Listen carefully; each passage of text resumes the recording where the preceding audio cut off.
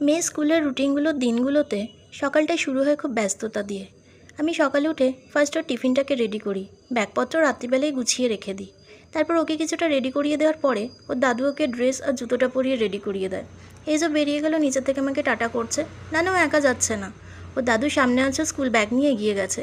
ওই যে রাস্তার মুখে গাড়িটা এসে দাঁড়ায়, ওর দাদু ওকে গাড়িতে তুলে দিয়ে তারপরেই ফিরবে।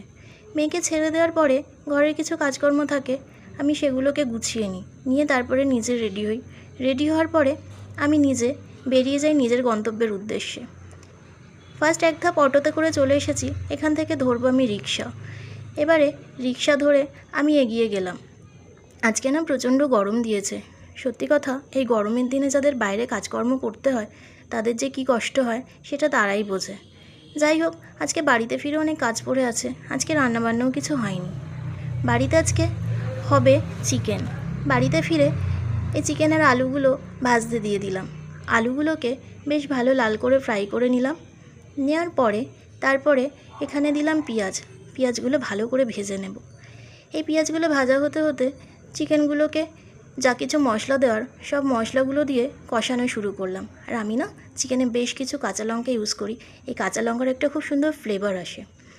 যাই হোক, এবারে আমি বসবো 2 মিনিট এখানে আমার ঠান্ডা জলের সঙ্গে, কেননা আমি খুব হাঁপিয়ে গেছি। এখানটায় বসলে না আমাদের বাড়ির সামনের রাস্তাটা পুরো দেখা যায়। এখানটা বসে বসে বেশ অনেকটা সময় কাটিয়ে দেওয়া যায়। যাই হোক, এখন বসে সময় কাটানোর মতো সময় আমার নেই। এসে চিকেনটাকে দেখলাম। আজকে চিকেনে একটুখানি টক দই দেবো। আমি যে সবসময় দিই এমনটা না, আজকে ইচ্ছা হলো তাই দিচ্ছি।